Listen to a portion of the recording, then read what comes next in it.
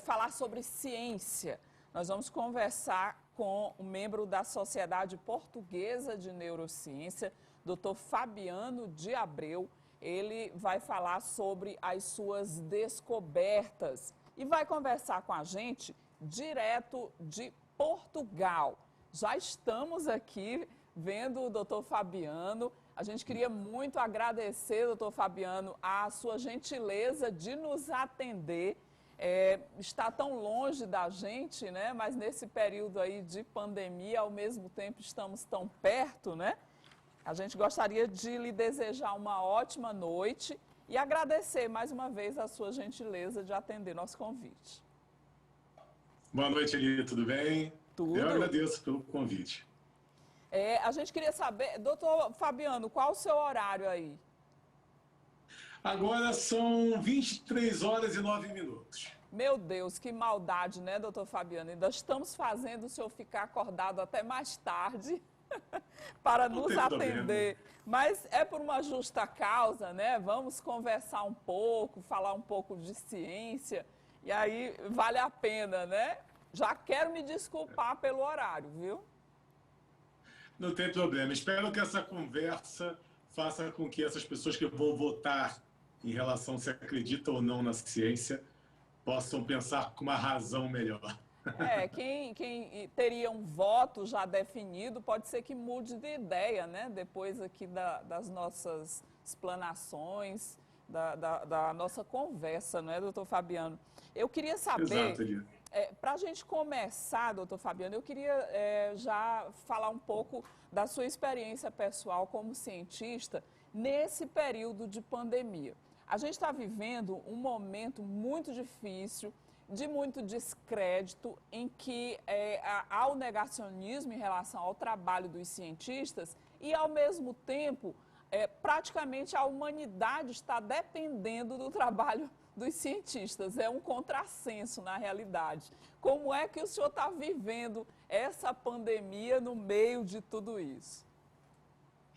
Na realidade, não acreditar na ciência não faz muito sentido, porque é o que há. Se você tirar a ciência, o que teria a razão, né? Então, a ciência ela parte do princípio da prova, do experimento. Ou seja, não tem por que negar a ciência, não existe isso, né?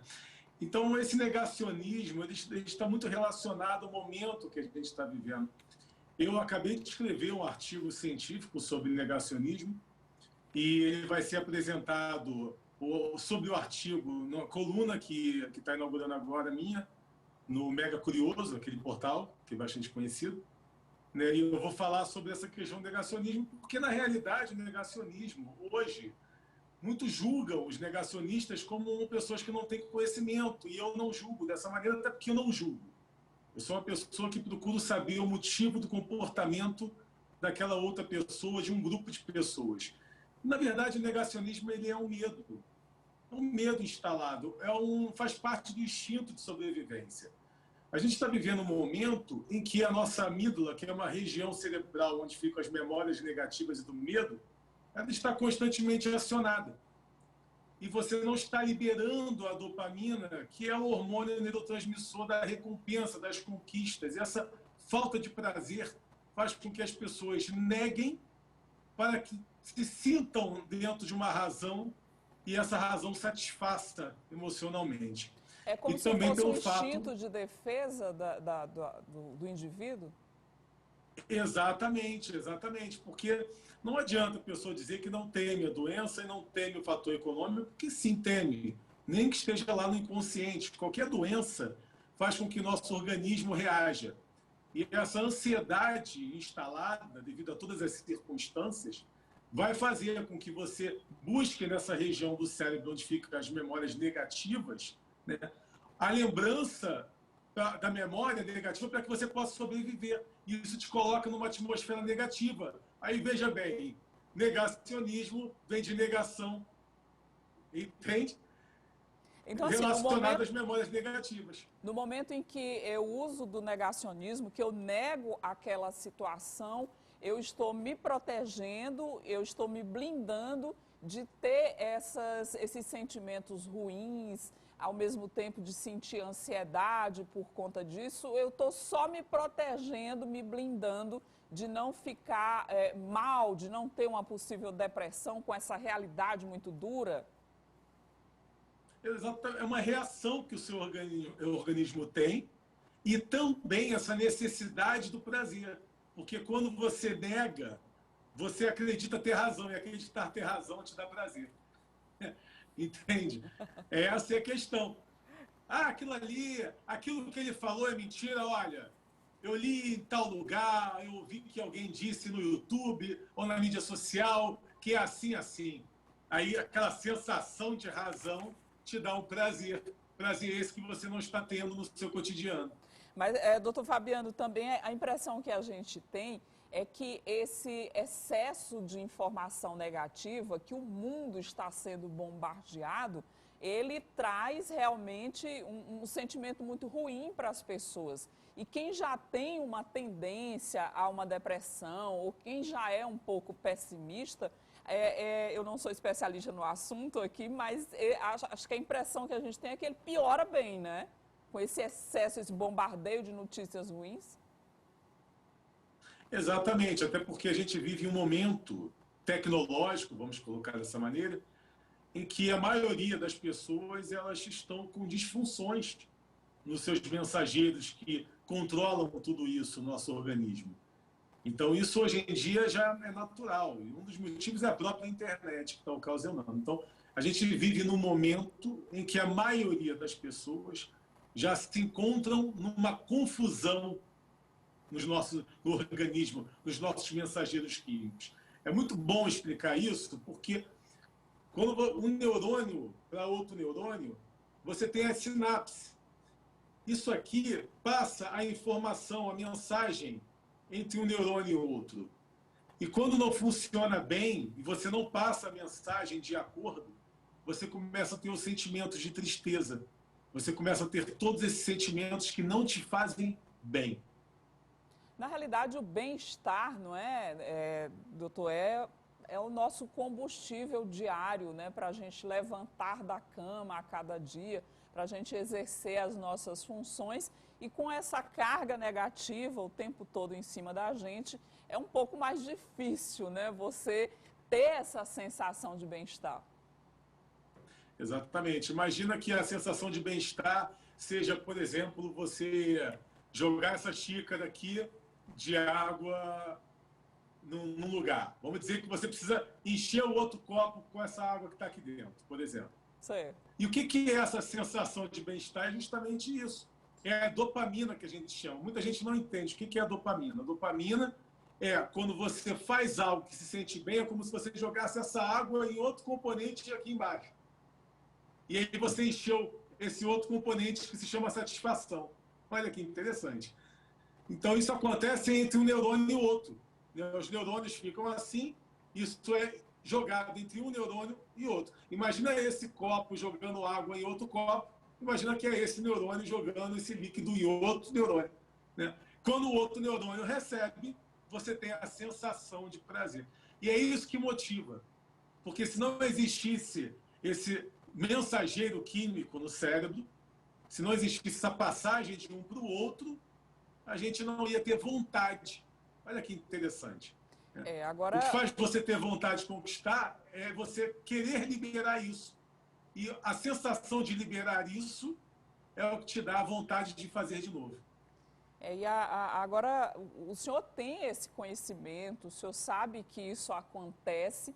Eu não sei se é mais fácil ou se é mais difícil fazer essa interação tendo o conhecimento. Quem não sabe, fica logo emburrado, já fica mal-humorado. E eu acho que é bem mais difícil, né, para conseguir ter essa sensação, uma vez que você não busca fazer atividades que lhe deem prazer. Por exemplo, uma atividade física, ela consegue liberar essa sensação de bem-estar, ter uma conversa agradável com alguém que você gosta, namorar, estar perto de alguém, isso já traz também essa sensação, né? Você tem que se liberar para fazer isso, né? Para alcançar essa sensação. Exatamente. Então, o seu comportamento, os seus hábitos, é o que vai dizer em relação ao seu equilíbrio, né? Você tem uma boa noite de sono, porque é no momento que está dormindo que você está regulando o seu organismo, né? Então, o exercício físico, por exemplo, que você libera esses mensageiros com os exercícios físicos, uma boa alimentação, você também melhora a produção desses mensageiros químicos. Então, todos esses comportamentos. Mas eu digo que o conhecimento é importantíssimo. Quando você tem um amplo conhecimento, quando você tem ali opções em que você possa trazer a resposta, funciona tudo mais fácil. Porque, por exemplo, você está numa situação de perigo, uma situação que você não sabe o que resolver. Quando você tem várias opções para escolher como sair daquilo ali, é muito mais fácil sair daquilo ali. O perigo já não se torna tão grave assim, não é? Você já tem a quem recorrer, a que recorrer. Aí se torna um pouco mais agradável, né? Mais suave. É porque as doenças mentais, os transtornos, eles estão relacionados ao nosso próprio comportamento. É tudo resposta do nosso comportamento, né? Imagina uma via em que tem várias ruas que você pode entrar. Se você não souber aonde vão dar essas ruas, você entra numa incógnita, você não sabe o que fazer. E isso pode te causar nervoso. Você fica, ah, meu Deus, para onde eu vou? Eu tenho, sei lá, 5 ruas aqui para escolher e eu não sei aonde vai dar nenhuma delas. E aí você fica nervoso sem saber. Agora, quando você sabe onde elas vão dar, você vai saber escolher qual a melhor rua para onde você quer chegar. Tem uma sensação de tranquilidade, né, em relação ao saber aonde vai chegar. O senhor tem uma pesquisa bem interessante, doutor Fabiano, em relação à internet. Durante esse período aí da pandemia, nós todos, o mundo, eu acho, esteve muito voltado para o mundo virtual, mais do que nunca, porque se tornou uma maneira da gente ver um amigo, conversar com um parente, não é? Foi uma necessidade de fato. Mas o senhor chegou a uma conclusão, fez uma pesquisa de que a internet deixa as pessoas menos inteligentes. Nesse ano de 2020, foi só o que nós fizemos, foi ficar diante da internet. Então, nós realmente perdemos muito tempo em 2020, deixando de ser mais inteligentes aí com esse uso da internet. Exato. Esse foi um artigo publicado em 2018, inclusive. E agora, em 2020, no final de 2020, ele ganhou maior notoriedade porque o cientista francês falou a mesma coisa do que eu tinha dito em 2018, né? Eu até brinco que, de repente, se eu falasse francês, poderia ter uma melhor repercussão. Mas isso aí já é algo comprovado em relação a testes, inclusive, que o QI humano está diminuindo. Isso veio depois de 1970, quando começou o uso da televisão, né, quando as pessoas tinham mais a televisão em casa, e aí, a partir daí, o QI passou a diminuir e se potencializou depois da internet. Então, o QI vem diminuindo, né, e o artigo eu explico tudo isso, né, e as pessoas às vezes me perguntam, mas tem tanta informação na internet? Sim. Então pergunta para essas pessoas se ela realmente busca essa informação na internet por completo. Vê se alguém lê a matéria, lê o título, o subtítulo e lê todo o contexto da matéria até o final, ou apenas lê o título e aí cria sua própria razão sobre o conteúdo. A partir do título, a pessoa já tira as conclusões, já faz os julgamentos e acaba achando que já sabe de tudo, né? Porque o nosso cérebro ele é preguiçoso, o nosso cérebro ele busca economia de energia. É natural, porque é um instinto de sobrevivência. O nosso cérebro busca armazenar o que pode nos colocar em perigo, memórias que possam nos proteger. Então, quando você sabe que tem opções de busca no Google, por exemplo, você acaba pensando que, quando eu quiser eu busco, nunca busca, né? E tem outros fatores também, que é em relação à própria dopamina, porque a dopamina, esse neurotransmissor da recompensa, ele é viciante, tanto que o usuário de droga ele tem abstinência porque falta um mecanismo externo para liberar a dopamina. E a internet faz você liberar muita dopamina, principalmente crianças que jogam o tempo todo. Eu falei com o meu enteado e com a minha filha hoje, 10, 11 anos, conversei com eles sobre isso, limitando o tempo de uso da internet, porque eu disse que é praticamente impossível jovens que ficam no videogame o dia inteiro hoje não ter problemas sérios no futuro. Porque você está liberando dopamina o tempo inteiro. É simples, eu perguntei assim, meu enteado, quando eu mando vocês ir lá para fora brincar, por exemplo, você chega lá fora, te dá uma agonia, vontade de voltar, porque você quer muito jogar o videogame? Aí ele fez assim com a cabeça, que sim. Eu falei, pois é o vício de dopamina já com 11 anos de idade, porque ele quer liberar dopamina jogando videogame, na sensação da vitória. Né? Então, é complexo, isso aí depois o organismo vai cobrar. Na fase adulta, a gente começa os transtornos e aí tem que fazer uso de medicamento por isso. Então, são vários fatores que faz com que a internet deixe as pessoas menos inteligentes. No artigo, eu coloco vários deles. E esses que eu mencionei aqui são principais. O que o senhor acabou de falar, e doutor Fabiano, em relação ao comportamento das crianças, eu tenho certeza que deixou muitos pais assim, extremamente preocupados, porque o celular, aquele joguinho que você entrega ali na mão da criança naquele momento, é como se fosse um anestésico para o pai quer fazer uma outra atividade e aí ele ocupa a criança com aquele celular ali para que ela fique aquele momento ali quietinha, não atrapalhe as outras atividades da casa. E nesse momento de pandemia que nós ainda estamos vivendo, principalmente no seu ápice que foi em 2020, nós sofremos muito com isso. Eu acho que as crianças que já usavam bastante a internet, eu acho que quadruplicou, quintuplicou essa necessidade pelo fato do isolamento, né? Isso vai cobrar, essa conta vai chegar depois, né, doutor? Vai chegar e é preocupante. Eu falei sobre isso esses dias.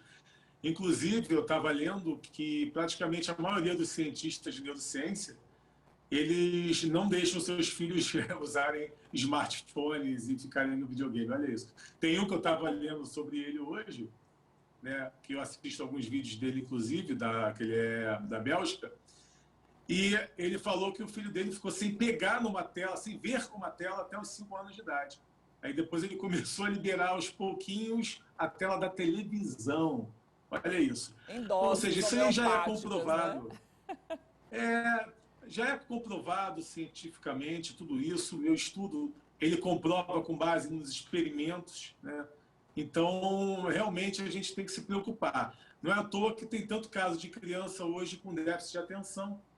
Elas não conseguem prestar atenção no conteúdo, não conseguem estudar, não têm vontade de estudar. Então, é muito... Crianças com TOC, por exemplo, transtorno obsessivo-compulsivo, já tem muitas crianças, aumentaram os casos, né? Então, tudo isso aí prejudica na própria memória e inteligência, no desenvolvimento da inteligência. E isso é preocupante.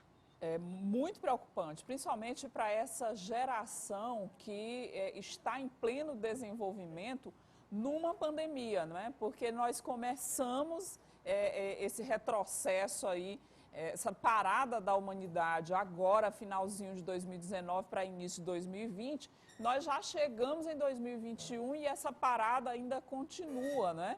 Então, a gente vai ter uma perda aí futuramente muito grande, né? De tantos dias voltados para o mundo virtual. Vai ter uma mudança muito grande. Você acha que a humanidade está sabendo aproveitar essa mudança que a gente está vivendo nesse momento? Não. A maioria não está sabendo aproveitar, porque os próprios pais já tinham uma rotina e eles hoje, fora da rotina, aumentam a ansiedade por estarem fora da rotina. E com esse aumento da ansiedade, ficam mais impacientes. Com isso, querem colocar os filhos para ficar no telefone para não perturbá-los, né? Agora, isso é preocupante. Vamos pensar da seguinte maneira óbvia. Se você está liberando dopamina ali o tempo todo no TikTok, no Instagram, a cada like que você recebe, a cada foto que você publica, a cada dancinha no TikTok que todo mundo...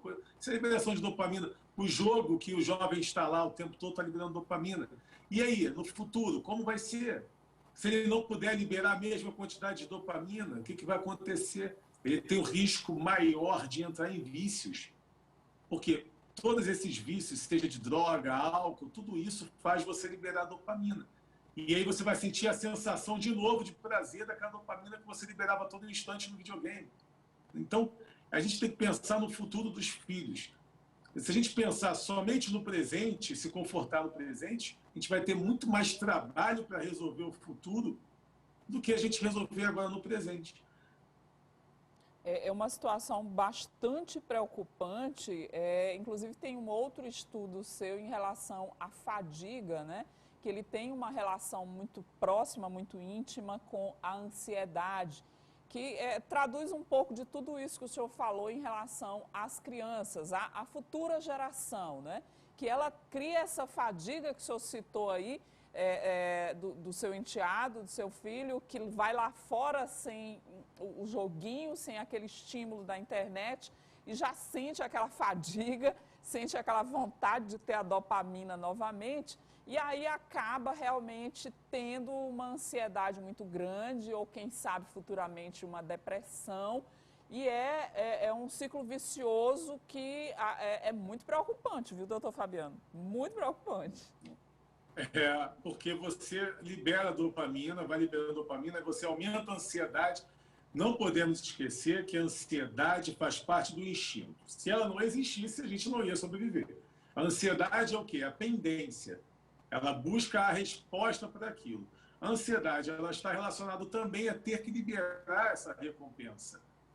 Então, aumenta a ansiedade, aumenta a dopamina, é um ciclo. Aí você quer mais dopamina, aumenta mais a ansiedade. Aí você vai fazer com que aumente a produção do seu cortisol, que é o mesmo hormônio que controla o nosso sistema imunitário, né, que resolve a questão da nossa imunidade. E aí o cortisol ele fica em alta. E quando isso acontece, ele precisa absorver mais energia, isso vai causar fadiga.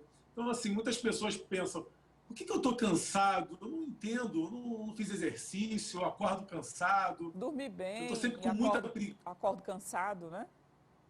Exato. Eu estou sempre com muita preguiça. Não, não é preguiça, não. Isso é fadiga. Preguiça é quando você está ali, tem que fazer, que pouco eu faço.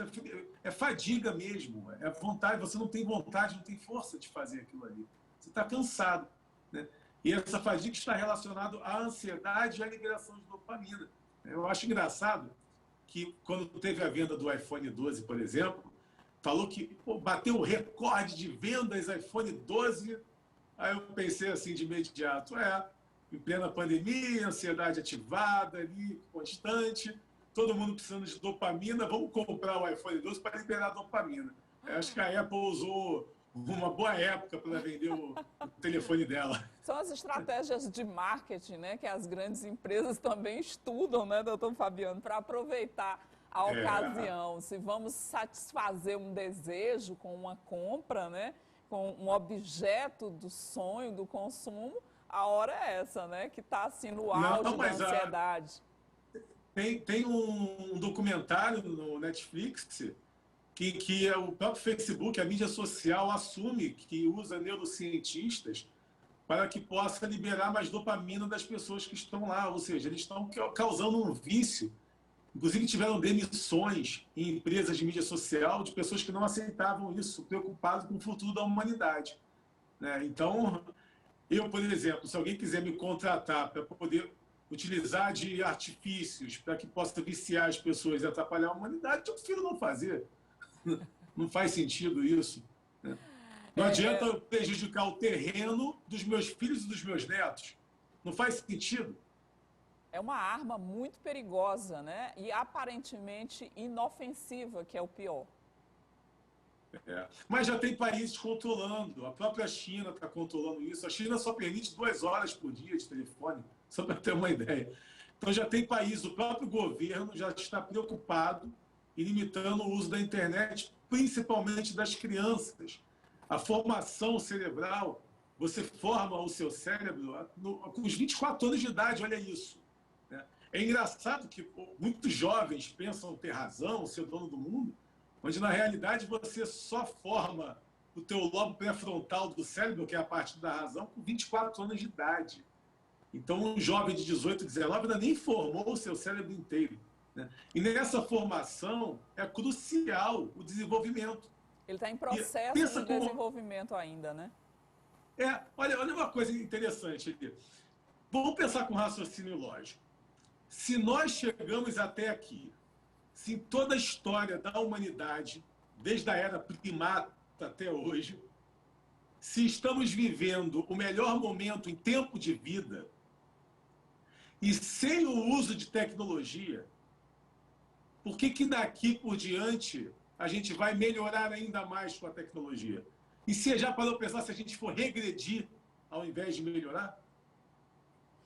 É bem complicado, viu, doutor Fabiano? O senhor tem, inclusive, uma pesquisa falando sobre a questão do QI.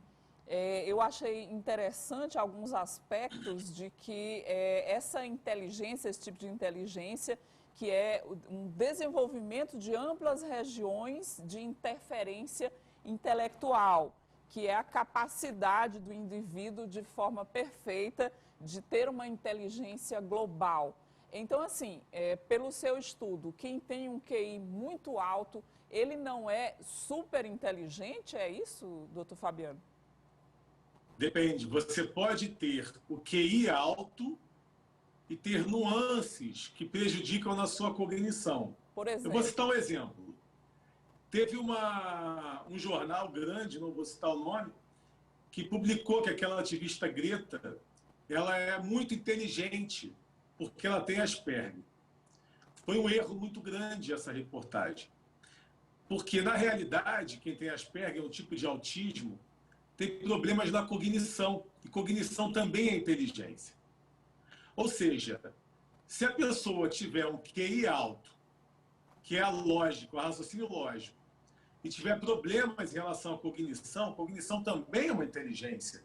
Cognição, por exemplo, para as pessoas entenderem, é você ter uma percepção. Quando a pessoa fala com você, você sabe que está mentindo ou não, aquilo já é cognição. A expressão facial, os gestos, a percepção em relação ao mundo, a experiência de vida, inclusive, faz com que você aprimore a sua cognição. Então, cognição é isso, é inteligência mais global em relação à lógica, ou seja, tipos de inteligência também. Então, se você tem um QI alto e não tem nenhum problema que interfira na sua cognição, você tem uma inteligência plena. Mas aí vai além disso, inclusive. Seria todas as regiões que estão envolvidas, regiões cerebrais que estão envolvidas com a inteligência bem desenvolvidas, né? E esse estudo que eu fiz não é só baseado em experimentos, na ciência em si, mas também em entrevistas, né? Eu, por exemplo, sou membro da Mensa, que é uma associação de pessoas superdotadas, pessoas de alto QI, né? E eu converso com muitas pessoas de dentro da Mensa e também de outros grupos também que eu participo, de pessoas superdotadas. Então, por exemplo, eu observava coisas do tipo discussão na mídia social e a pessoa, uma pessoa de alto QI discutindo com a outra de alto QI. E eu pensava, mas será que ele falando aquilo para aquela outra pessoa, ele não percebe que vai ter uma resposta negativa sobre aquilo no futuro? Isso é inteligência também. Saber as consequências dos atos é inteligência. E aí eu senti um lado narcísico em um, né? O outro achando que era melhor do que o outro. Eu pensei, isso, tem alguma coisa errada nisso aí. Foi daí que eu baseei meus estudos. Eu pensei, não, como é que uma pessoa pode ser inteligente e se achar melhor que as outras? Não faz sentido. Porque o inteligente, ele é curioso. E ele tende a ser humilde. Por quê? Ele sabe que ser humilde, ele conquista muito mais com a humildade do que não sendo humilde. Então, e ele está sempre querendo aprender também, né? Exato. Essa vontade de aprender faz com que você seja humilde, porque você passa a escutar. Quando você passa a escutar, você passa a ser mais humilde, né? Então, aquilo ali estava errado. Pô, pessoas de alto QI discutindo na internet, pessoas de alto QI perdendo tempo na internet, ao invés de estar ali pesquisando ou buscando coisas que possam agregar mais no conhecimento, né? E aí eu comecei a fazer entrevistas, experimentos, pesquisas, para chegar a essa conclusão. E aí, quando você chega a uma conclusão de um estudo, você envia para o comitê científico, né? O comitê científico, dentro de uma revista científica, são doutores, são cientistas que estão lá, que vão analisar vão protocolar assinando, aprovando o seu conteúdo para que ele seja publicado. Essa sua pesquisa, ela relata que pode-se ser super inteligente, super dotado, mas só em alguns aspectos e não em outros. E quem tem essa inteligência global é que tem um QI diferenciado, é mais ou menos isso, doutor Fabiano?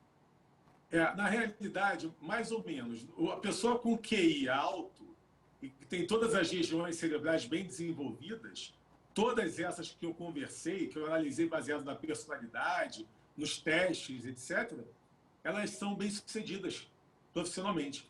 E, inclusive, elas são mais humildes, elas não se sentem superiores, elas buscam o tempo todo se aprimorar, se desenvolver, progredir, né? Então, tem personalidades muito similares. E eu percebi que tudo isso está relacionado a uma inteligência plena do tipo, você já saber a resposta do que vai acontecer. Olha isso que interessante, né? Você está ali numa situação e já manipular a conversa que você tem com a pessoa, sabendo das consequências daquilo que você está falando. Então, como é que uma pessoa, né? pode... olha só aí, por exemplo, como que uma pessoa pode discutir com o outro na mídia social se ele sabe que aquilo vai trazer consequências e uma delas é a perda de tempo? Né? Então não tá isso tem que ser levado... né? Exatamente, isso tem que ser levado em consideração. Ou seja, eu analisei muitos fatores, né, que interferem nessa questão. E o artigo ele não só foi aprovado pela Academia Científica, como ganhou atenção aqui na Europa, né? Então já está em vários países, foram publicados e vão sair mais países ainda. Olha que bacana. Eu tenho uma curiosidade, doutor Fabiano. A gente tem alguns amigos e sempre conhece uma ou duas pessoas que são extremamente inteligentes, mas eu não sei se o raciocínio delas, se a atividade cerebral delas é tão rápida que elas não conseguem verbalizar o que elas estão pensando com muita clareza. Às vezes a pessoa é até um pouco gaga ou ela tropeça nas palavras, mas você sabe que ela é inteligente, que ela conhece aquele assunto, que ela sabe do que ela está falando. Só que ela não consegue se articular o suficiente, por exemplo, para dar uma aula sobre aquele assunto que ela domina muito bem. O que acontece nesses casos? Nesse caso, ela pode ter um alto QI, mas ela não tem a inteligência DWRI, que é a inteligência que eu descobri. Que a inteligência DWRI, dificilmente você não vai conseguir ser comunicativo, porque como todas as regiões do cérebro são bem desenvolvidas, então você vai conseguir arrumar um jeito ali de conseguir se expressar sobre aquele determinado assunto, né? Você vai conseguir utilizar os mecanismos corretos, né? Agora, tem que avaliar também as questões da vontade, né? Às vezes a pessoa não está interessada. Acontece muito da pessoa de alto QI, no meio de uma conversa, de repente, ela se desinteressar pelo assunto e viajar para uma outra atmosfera de pensamento. Isso acontece também. Às vezes São você está conversando de com a interesse, pessoa... né? Isso pode acontecer assim, do nada. Você está conversando com a pessoa ali e, de repente, você perdeu total interesse no que a pessoa está dizendo e você virou a chave para pensar em uma outra coisa e aí você perdeu aquele assunto. A Pode pessoa não consegue fazer você ficar naquele foco ali por muito tempo, manter o seu interesse na conversa, né? Tem que ser mais inteligente do que ela, né? Não existe um problema, não é um problema, mas existe uma questão numa pessoa de alto QI, que quando o assunto ele não agrega, ele pode ficar nervoso. Mas não é um nervoso de querer agredir, não é isso não. Se tinha um nervoso, uma impaciência. Ele não quer falar sobre aquele assunto, sabe? Então, ele vai acabar virando essa chave como o próprio mecanismo de defesa do próprio cérebro para não ter que sofrer em relação àquilo que ele está ouvindo. Doutor Fabiano, olha, poderíamos ficar conversando aqui durante muito tempo, mas eu sei que já está tarde aí também, vou deixar o senhor descansar. Aí em Portugal já estamos chegando perto da meia-noite, né? Aqui são o quê? 8h43. Mas 3 horas a mais aqui. Pois é, 3 horas a mais. vamos ser justos, né? E deixar o senhor descansar também, para não ficar tão tarde aí para o seu repouso. Mas eu gostaria de agradecer imensamente a sua disponibilidade, até por conta do seu fuso horário aí do outro lado, além mar. E também gostaria de, através do senhor, fazer uma homenagem a todos os cientistas brasileiros, cientistas do mundo, que estão mais uma vez, não recebem todos os louros, mas vão mais uma vez salvar a humanidade de ser exterminada aí por um vírus, né? Eu queria prestar todas as homenagens aos cientistas em nome do senhor, todos os nossos aplausos para vocês que tão arduamente estudam, pesquisam e que estão aí descobrindo a cura para essa pandemia, estão nos salvando aí mais uma vez. Muitíssimo obrigada, parabéns aí pelo seu trabalho, pelo trabalho de todos vocês e o nosso muitíssimo obrigada. Eu agradeço e aproveito para dizer que eu recentemente abri um centro de pesquisas justamente pensando nesses cientistas, seja novos cientistas ou cientistas antigos, para que possam ter a possibilidade aí de publicarem seus artigos, desenvolverem melhor a ciência, porque o objetivo é propagar o nome dos cientistas brasileiros no mundo, né? Porque eu tenho essa ligação internacional na ciência e meu objetivo é colocar o nome do Brasil também no exterior e também tenho como objetivo o jornalismo científico, melhorar o jornalismo brasileiro em relação às informações de ciência. O senhor também é jornalista, né, doutor Fabiano? Eu também sou jornalista e é por isso que eu brigo por essa causa, né? Se tornou uma causa para que... hoje em dia tem que ter cuidado de falar em causa, ainda mais com o Big Brother, Carol Conco, esse negócio. Mas o meu objetivo é realmente que o jornalismo valorize mais a ciência, porque um dos motivos da não credibilidade irracional em relação à ciência é um pouco da falta também do própria imprensa brasileira em propagar a ciência, né? Então a imprensa precisa propagar mais a ciência. Verdade. E não tem outro argumento sem ser a ciência. Se não fosse a ciência, não teria vacina e não se descobre as curas de nada. Eu queria dizer que essa sua vontade aí de ajudar e de propagar também é inteligência global, viu? Uma ótima noite, doutor Fabiano. Mais uma vez, muitíssimo obrigada pela sua participação no Falando Nisso. Boa noite, obrigado. Até logo.